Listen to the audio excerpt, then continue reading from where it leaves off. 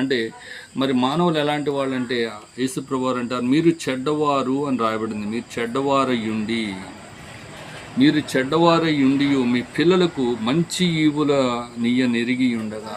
అంటే మనం చెడ్డవారిని, మంచివారం కాదు, కానీ మన పిల్లలకు మంచి ఇవ్వాలని మనం కోరుకుంటూ ఉంటాం. కనుక చేపను అడిగితే ఏం చేస్తామంటే, రొట్టెని అడిగితే రాతిని ఇవ్వము, అలాగే చేపను అడిగితే పామును ఇవ్వము. చేపను అడిగితే చేపనే ఇస్తాము, రొట్టెని అడిగితే రొట్టెనే ఇస్తాము.